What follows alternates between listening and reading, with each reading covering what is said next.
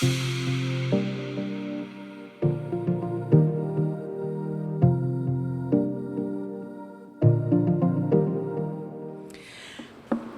meeting of the New Bedford Community Preservation Committee is called to order at 6:02 p.m. on Tuesday, June 17th, 2025. My name is Jan De Silva, and I'm chair of the Community Preservation Committee. If you have a cell phone or other electronic device, please turn it off or set it to silent, and that also includes me.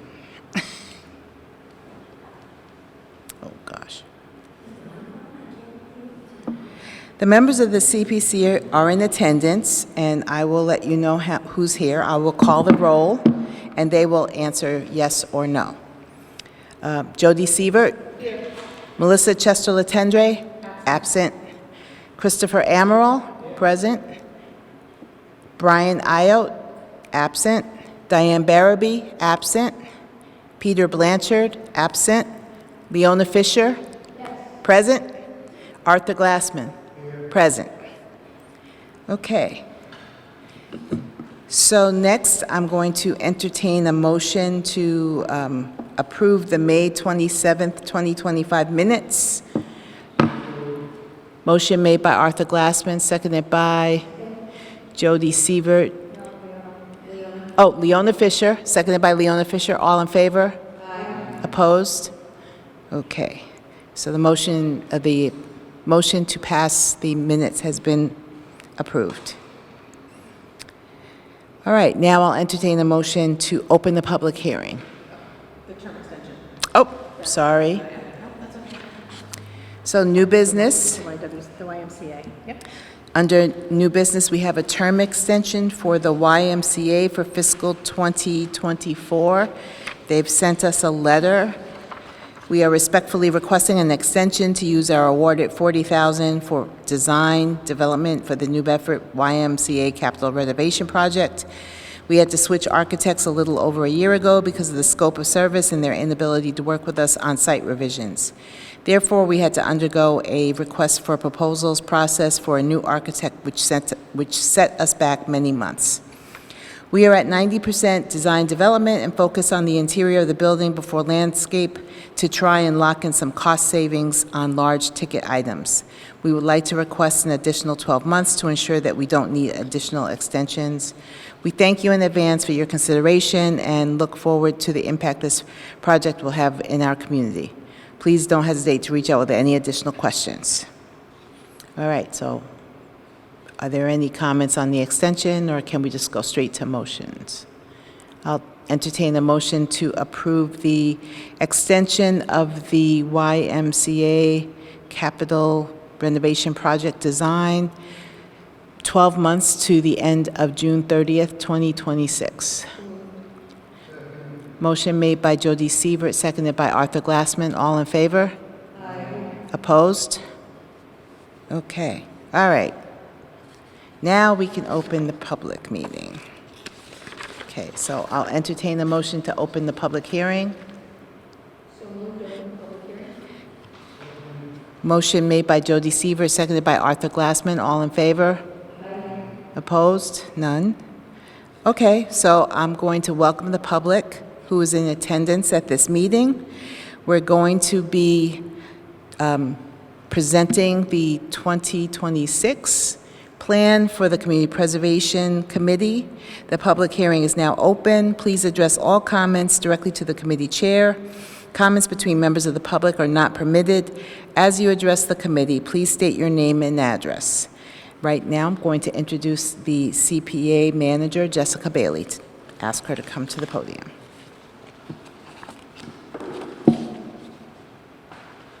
Thank you, Jan. So good evening, everyone. And as Jan mentioned, we're going to do a few things tonight. We're going to do the presentation that talks about CPA and the plan draft, and then talk about public input. So CPA was passed back in 2000 in the entire Commonwealth of Massachusetts, and we adopted it in 2014 here in New Bedford.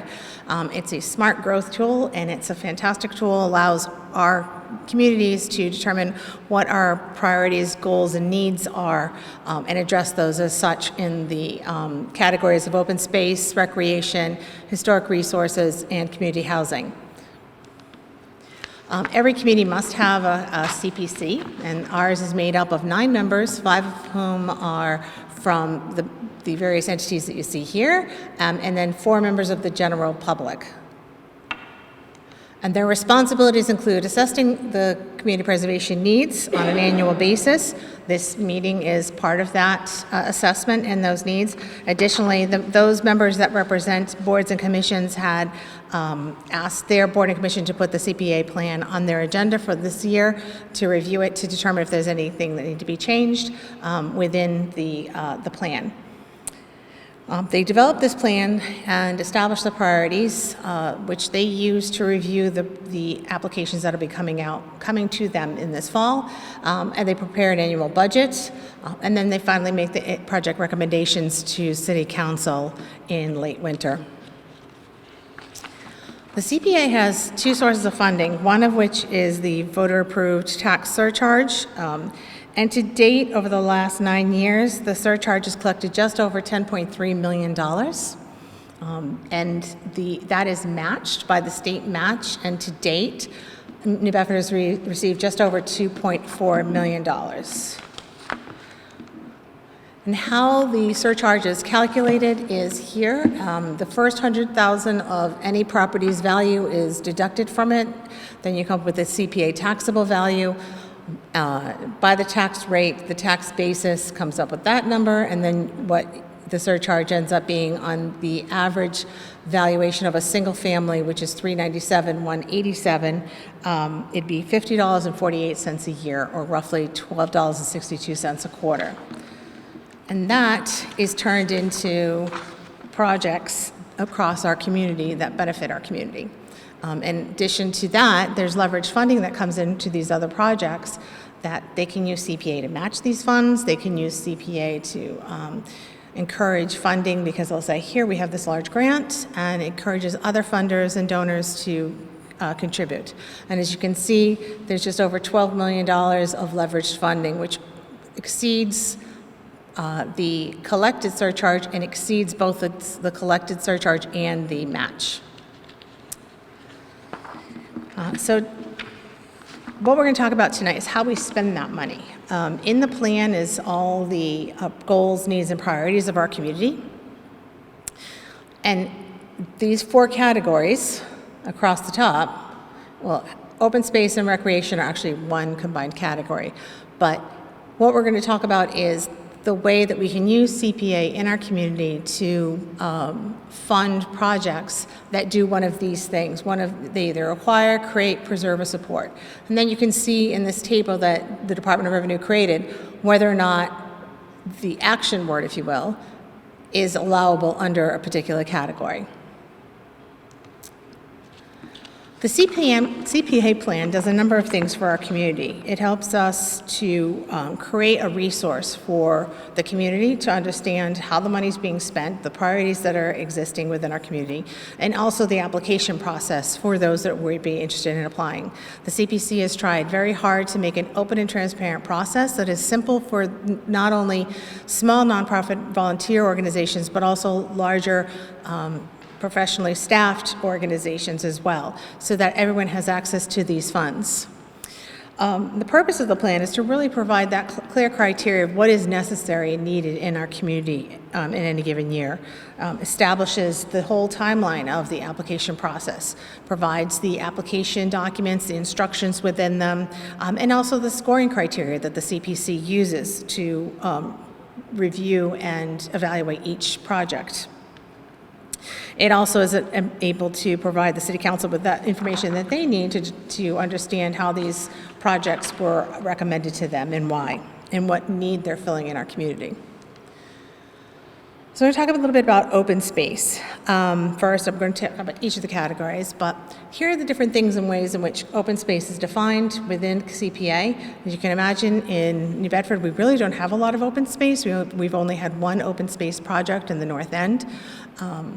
But because open space and recreation dovetail together, a lot of the times the recreation portion is taking place on a piece of property that is an open space, such as our parks.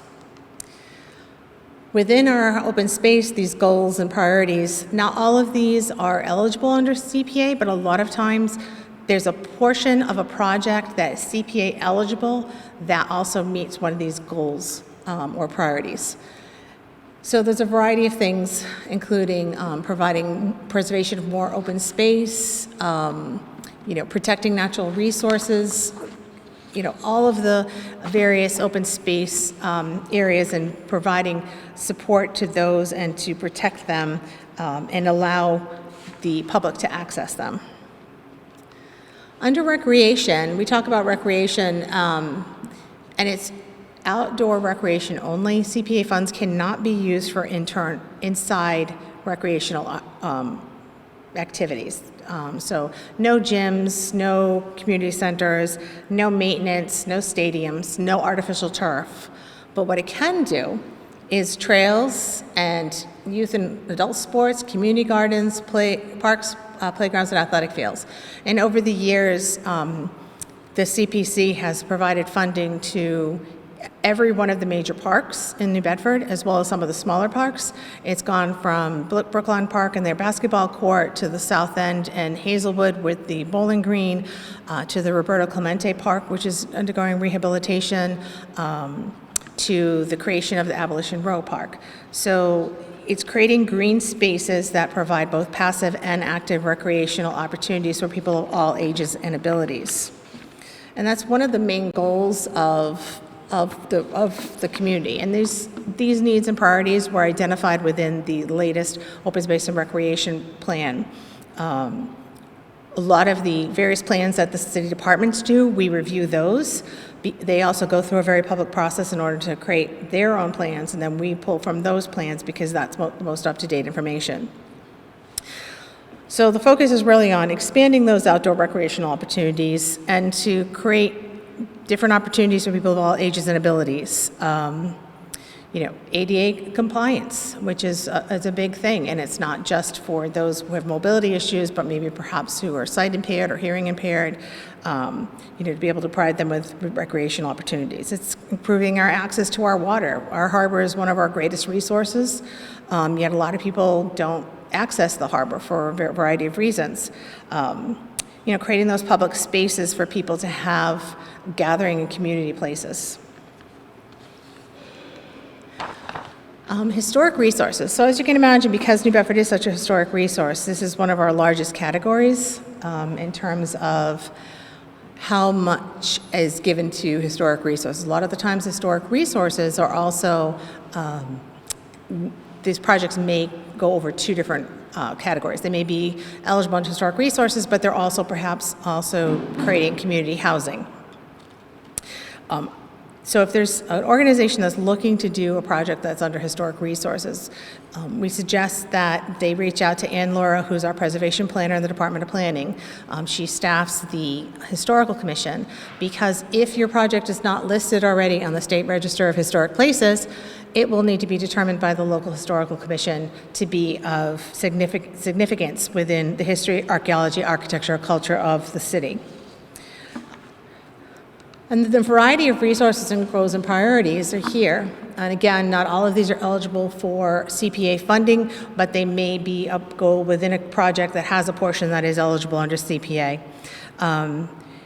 A big thing that a lot of the funding has gone to has been to supporting the adaptive reuse of historic properties across the community. A number of organizations have come forward to do affordable housing projects or to revitalize empty spaces and vacant buildings, and that helps to create energy within a community and within a neighborhood to support more revitalization and rehabilitation. And as I said, a lot of the historic resources projects also have a community housing component. To date, there have been 17 projects that are eligible both under community housing and historic resources. They've received 23 grants, which total just over $3.7 million. So about 26% of the funds given out to date have gone to projects that have both a historical and a community housing component. Because when we began back in FY18, the need for community housing was evident, but since COVID, it has become even more evident and more of a need in our community. And CPA funds to date have supported the creation of 185 new housing units across our community. So some of the goals are, creating affordable housing, rehabilitating vacant abandoned properties, promoting mixed use and mixed income development, increasing that supply of affordable housing for low to moderate income housing, and also increasing the use of energy efficiency. That matters because, as we all know, gas and electric bills aren't going down, and to have some of these buildings be rehabilitated so that they're more green energy allows these low income or moderate income individuals to move into a place that's not only affordable for rent, but also affordable for utility bills. So tonight is really about if you have ideas or if you have a goal or a need or a priority that you feel that isn't addressed in the plan. We don't expect that you would maybe have a recommendation, which is great. But if you want to review the plan draft, it is available on the CPA's website, which is on the city page. You go to the City of New Bedford, under departments, you will find the Community Preservation Committee. And then on there, there'll be a link to the draft plan.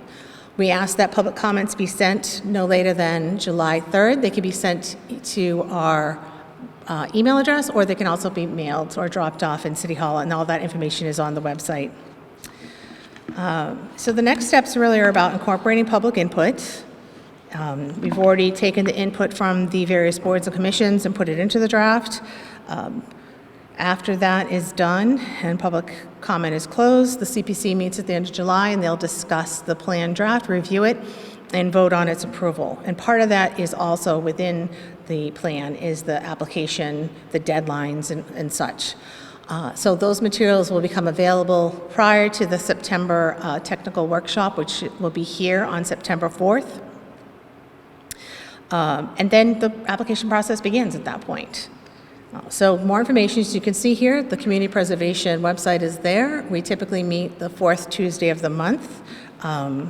October through February, we are via Zoom, but the other months we meet in person, and that's all listed on the website. And that is all I have for tonight. So thank you all for attending and participating. Appreciate it. Thank you, Jessica, for that presentation. I'd like to find out if there are any questions from the audience regarding our plan. Sure. You have to state your name and address. My name is Paul Pavlovsky, 1 Howland Terrace here in New Bedford. In previous years at this meeting, you had a projection of what the possible purse might be for the fiscal year coming up. I was wondering whether you have any sense of that at this point. Okay. So right now, we are anticipating it'll be around between 1.5 and 1.8 million. It depends on the final reports that will be submitted to the Department of Revenue this fall. Then we'll have a better sense of how much money we actually have from the fund balance and from the match and the surcharge from this fiscal year moving into next fiscal year.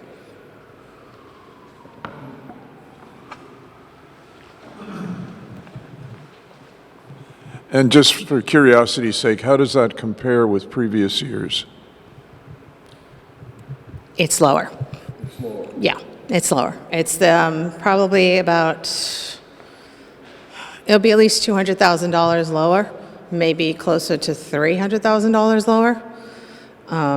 And as you all remember, we had more than 24 applications this past year, and it was about what did we end up with? 3.6 million in asks, and we had $2 million. So it was really like this past fiscal year was the equivalent of 2 years worth of applications in one.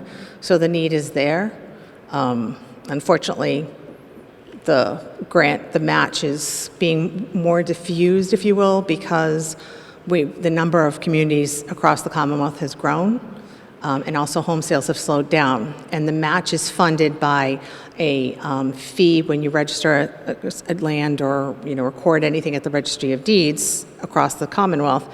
That goes into the trust fund account, and that's what's used to be dispersed to all the communities that participate in CPA.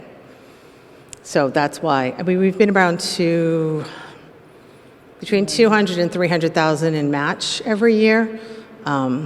So it could be that we're probably about the same.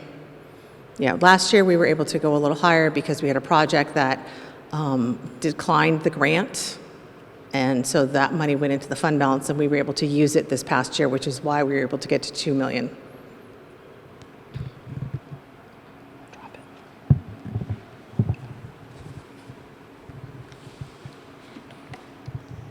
Any other questions from the audience? Okay. Close it. Yeah.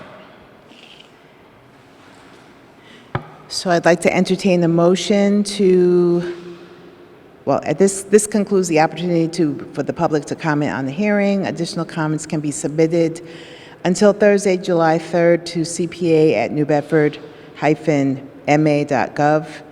Do I have a motion from the committee to close the public hearing? Motion made by Jody Sievert, seconded by Arthur Glassman. All in favor? Aye. Opposed? Okay. Thank you. This closes the public hearing portion of this meeting. Next, we're going to find out if we have any old business to be discussed. So I have a couple of updates. The budget has been referred to Finance Committee, and I anticipate that'll probably be on a July agenda because the council is doing a lot of the year-end closings. So I think the agenda items that are not as urgent are being bumped to the next. So I would say the first week after the 4th of July. That'll be for the FY26 budget. A lot of projects are closing, so you should be getting a lot of project closeout reports in the next couple of weeks, which is great. And I think I sent you all I think I sent you one today for a project, so the city clerk project. So we're making good progress on closing out the projects and bringing the number down. So that's all I have. Does anybody have any questions about anything I've sent recently? Okay. All right. Thank you again, Jessica. All right, so I'll entertain the motion to adjourn the meeting. Motion to adjourn. Motion made by Jody Sievert, seconded by Leona Fisher. All in favor? Aye. Opposed? Okay. Thank you, everyone, for coming. Thank you.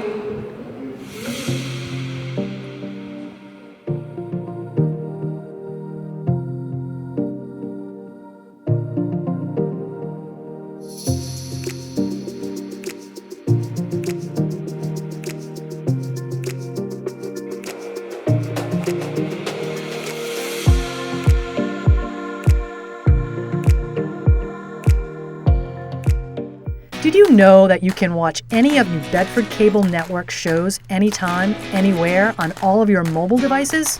How, you may ask? Just log on to nbcablenetwork.com and bam! You have all 3 channels at your fingertips: public, educational, and government access.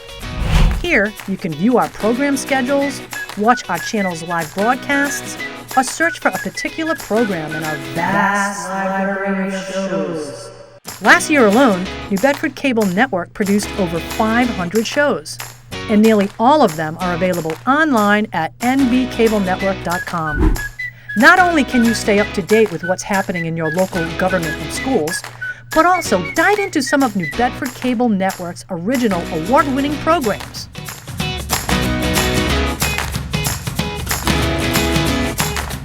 So check us out at nbcablenetwork.com.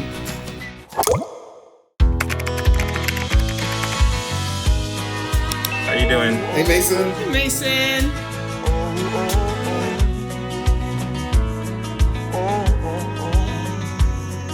Thank you. A place to make my own. A place that I call home. This place that I call home.